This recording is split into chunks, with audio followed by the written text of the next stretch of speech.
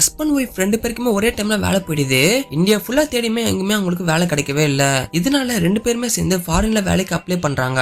அதுல ஹீரோனிக்கு மட்டும் வேலை கிடைச்சிடுது. நீ மட்டும் தனி போய் ஃபாரின்ல வேலை எல்லாம் பார்க்கணும்னு ஹீரோ எவ்வளவுதான் சொல்லியும் ஹீரோனி கேட்காம வெளிநாட்டுக்கு வேலைக்கு கிளம்பிடுறாங்க. ஹீரோவும் ஹீரோனோட போனுக்கு வெயிட் பண்றான். அப்பன்னு பார்த்து ஹீரோனிக்கு கால் பண்ணி என்னால கடத்திட்டாங்க சமீர், எனக்கு ரொம்ப பயமா இருக்கு, என்னை எப்படியாச்சும் காப்பாத்துன்னு சொல்ல ஹீரோக்கு ஒண்ணுமே புரியாம உடனே அந்த கம்பெனியை விசாரிக்கும் போது தான் தெரியுது உங்க ஒய்ஃப் இங்க வேலைக்கே வரலன்னு சொல்லிடுறாங்க. உடனே ஹீரோ விசா பாஸ்போர்ட்ல புக் பண்ணி அந்த நாட்டுக்கு டூரிஸ்டா போறான். அங்க ஒரு கேப் டிரைவரை மீட் பண்ணி தன்னோட மனைவி காண போன விஷயத்த சொல்றான். அதுக்கு அவரும் இப்படி கடத்திட்டு போற பொண்ணுங்க எல்லாம் ரெட் லைட் ஏதாவது வச்சிருப்பானுங்க, நம்ம வேணா அங்க போய் பாக்கலாம்னு சொல்றாரு. அங்க போனதுமே ஹீரோ கிட்ட ஒரு ஆல்பம் கொடுத்து இதுல உனக்கு எந்த பொண்ணை வேணுமோ செலக்ட் பண்ணு சொல்லுவாங்க.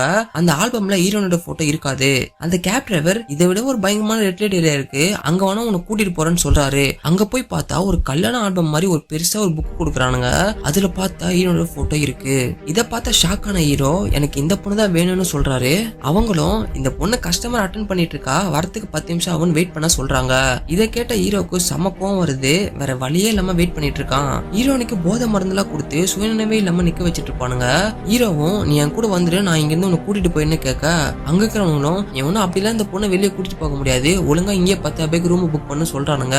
உடனே ஹீரோனுக்கும் சுயநினைவு வந்து சமீர் என்ன இங்க இருந்து எப்படியா கூட்டிட்டு போயின்னு கத்த அங்க இருக்கிறவங்க உஷாராயி அந்த பொண்ணை உள்ள கூட்டிட்டு போயிடுறானுங்க. இதுக்கப்புறம் என்னாச்சுன்னு தெரிஞ்சீங்கன்னா மறக்காம இந்த வீடியோக்கு ஒரு லைக் போட்டு பார்ட் 1 கமெண்ட் பண்றேங்க.